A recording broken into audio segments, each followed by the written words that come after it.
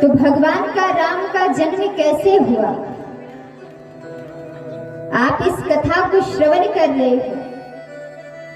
घर में जब पुत्र जन्म लेते हैं तो लल्ला को हम क्या कहते हैं? भगवान का स्वरूप हमारे घर में आए हैं। अयोध्यापुरी के राजा दशरथ हुए, इनके पास सब कुछ है, संतान का अभाव है। 3 रानियां हैं, कौशल्या, कैकेयी और सुमित्रा। सब कुछ होते हुए भी राजा दशरथ जी आज जब महल में बैठे हैं तो आज प्रेमवश राजा दशरथ के हृदय में ये बात आकर बैठ गई कि हे परमात्मा, मेरे पास सब कुछ है, मैंने अपने जीवन में कभी कुछ गलत नहीं किया, मैंने कभी किसी का अपमान नहीं किया, मैं एक राजा हूं, मैंने अपनी प्रजा की रक्षा किया है। ये राजा दशरथ भगवान के भक्त थे, पूजा पाठ करते थे, ध्यान करते थे प्रभु का। लेकिन जब जीवन में हमारे और आपके सब कुछ हो, हम दिन रात भगवान का पूजन करें, लेकिन अगर हमारा कोई कार्य रुक जाए तो हम सबसे पहले भगवान को कोसते हैं कि हे प्रभु, मेरे भक्ति में क्या कमी रह गई। राजा दशरथ जी को आज बड़ी ग्लानि हुई, और जब ग्लानि हुई तो कहा जाते हैं, कहते हैं, एक बार भूपति मन माहे, एक बार भूपति मन माहे, भई ग्लानि मोरी सुत नाहि, भई ग्लानि मोरी सुत नाहि, गुरु गृह गया हूँ रति माहि पाला, गुरु गृह गया तुरंत महि पाला, चरणे लागी करी विनय विशाला, चरणी लागे करे विनय विशाला, धरहु धीरे होई हई सुत चारी,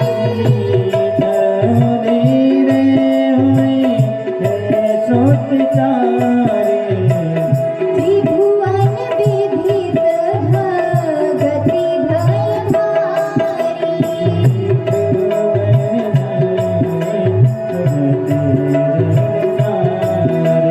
श्री राम जय राम जय जय राम।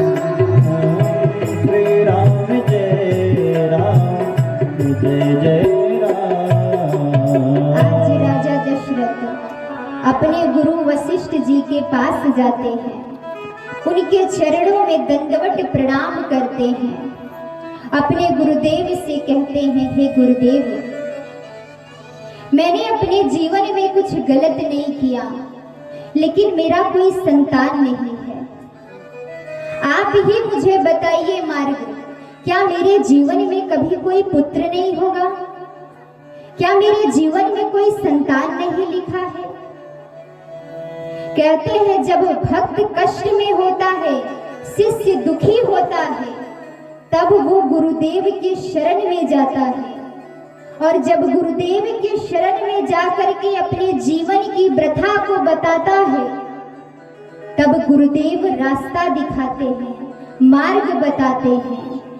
आज जब राजा दशरथ जी अपने जीवन की बात कहते हैं अपने गुरुदेव से, तो गुरु वशिष्ठ जी मुस्कुराने लगे, कहा, राजन, बस इतनी सी बात है? अरे तुम इतनी सी बात के लिए दुखी हो रहे हो? ये तो बहुत ही छोटी बात है संतान के लिए। राजा दशरथ जी आश्चर्य में सुनने लगे। गुरु वशिष्ठ जी ने कहा, धरहु धीर हुई है सुत चारी। अरे तुम्हारे जीवन में एक नहीं अपितु 4 पुत्रों का योग्य लिखा है। तुम्हारे जीवन में तो 4 लल्ला आएंगे, तुम इन आंखों से देखोगे, इन हाथों से तुम उन्हें अपनी गोद में उठाओगे। जैसे ही ये बात सुनते हैं राजा दशरथ जी प्रसन्न होके झूमने लगे। हे गुरुदेव, क्या आप सत्य कह रहे हो? क्या ऐसा हो सकता है? क्यों नहीं हो सकता है? राजा दशरथ जब प्रसन्न हो जाते हैं तब गुरुदेव ने कहा, लेकिन इसके लिए तुम्हें पुत्र कामेष्टि यज्ञ करना होगा। उस यज्ञ से ही तुम्हें संतान की प्राप्ति होगी। राजा दशरथ ने जैसे ही सुना, अरे गुरुदेव, फिर देर किस बात की? आप जो कहोगे, जब कहोगे, अभी यज्ञ होगा। गुरुदेव की बात सुनकर राजा दशरथ प्रसन्न हो जाते हैं। गुरुजी ने अनुमति दे दिया, यज्ञ आरंभ किया जाए। अब यज्ञ आरंभ हो गया। अब श्रृंगी ऋषि वशिष्ठ बुलावा, पुत्र कामेष्टि यज्ञ करावा। यज्ञ आरंभ होता है और देखिए, जो हवन होने लगा तो उस हवन से उठता हुआ धुआं चारों अयोध्या में फैल जाता है, मानो दिन में ही रात्रि हो गई। यज्ञ आरंभ हुआ। अग्नि देव प्रसन्न होते हैं और प्रकट होकर के एक पात्र में प्रसाद दिया, खीर दिया। वही खीर गुरु वशिष्ठ जी ने ले जाकर के राजा दशरथ को दिया और कहा, ले जाओ, जाकर अपनी तीनों रानियों को खिला देना। प्रभु की कृपा से ये गर्भवती हो जाएंगी। विश्वास ही देखिए बड़ी चीज होती है। गुरु जी के बताए मार्ग पर राजा दशरथ चले गए। कोई विचार नहीं किया, ले आते हैं प्रसाद, तीनों रानियों को दिया। तीनों रानियों ने बांट बांट कर उस प्रसाद को ग्रहण किया बड़े प्रेम से।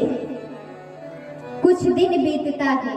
अब राजा दशरथ को उस दिन का इंतजार हर दिन होने लगा।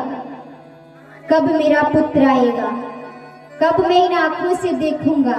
एक एक दिन राजा दशरथ का बीतना बड़ा मुश्किल होने लगा। इतनी प्रेम है राजा दशरथ को अपने संतान से। विचार करिए, अभी संतान ने जन्म नहीं लिया है, उसके पहले ही राजा दशरथ को इंतजार होने लगा। धीरे धीरे करके एक समय आ जाता है। नौमी तिथि मधुमास पुनीता, नौमी तिथि मधुमास पुनीता, शुक्ल पक्ष अभिजित हरि प्रीता, शुक्ल पक्ष अभिजित हरि प्रीता,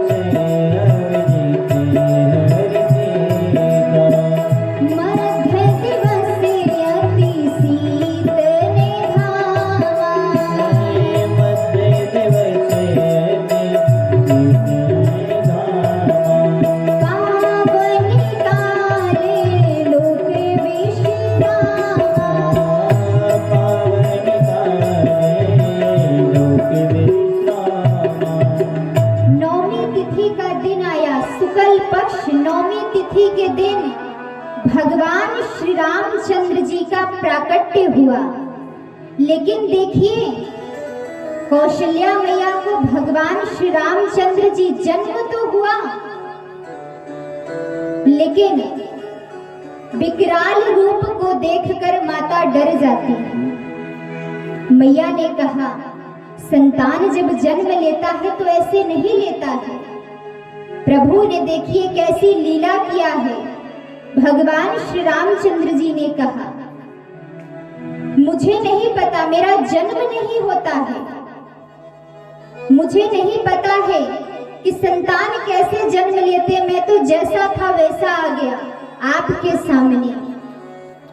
माँ ने बताया कि जब कोई लल्ला जन्म लेता है तब जन्म लेते ही संतान रोते हैं, और जब रोते हैं तब सबको पता चल जाता है कि संतान का जन्म हो गया है। अब जैसे ही देखिए भक्त ने कहा, प्रभु रोना दिए। अब जब जोर जोर से प्रभु रोने लगे तब अयोध्या के अंदर सबको पता चल गया यहाँ दासियां दौड़ कर आती हैं। कौशल्या मैया को लल्ला ने जन्म लिया है। दौड़ कर जाती हैं किसके पास? राजा दशरथ के पास। राजा दशरथ को बताती हैं कि आज तुम्हारे एक पुत्र ने देखिए जन्म लिया है। और जैसे ही सुनते हैं मुख से क्या निकला? दशरथ पुत्र जन्म सुनि काना। दशरथ पुत्र जन्म सुनि काना। मानहु ब्रह्मानंद समाना। मानहु ब्रह्मानंद समाना। जाकर नाम सुनते शुभ होई। जाने नाम सुनते शुभ होई। मोरी गृह आवा प्रभु सोई। मोरे गृह आवा प्रभु सोई। यहाँ देखिए जैसे ही कानों में आवाज गई, राजा दशरथ अपने गले में मोतियों की माले पहने थे, निकाल कर दासी को लुटाने लगे। लेकिन राजा दशरथ प्रसन्न है, लेकिन अभी भी राजा दशरथ को इंतजार है। तो क्या राजा दशरथ कहते हैं, अभी तो एक लल्ला की खबर आई है, लेकिन हमारे गुरुजी ने क्या बताया था? धर्म धीर हुई है सुत चारी।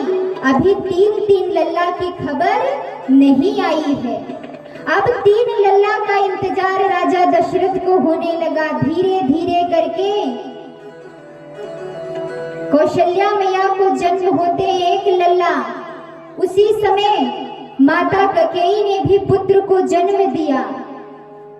एक लल्ला आए, अभी भी राजा दशरथ को इंतजार है। तब सुमित्रा मैया ने जन्म दिया लल्ला को 2। अब घर में 4 लल्ला ने जब जन्म लिया तो राजा दशरथ इतना प्रसन्न होते हैं, कहते हैं बोलिए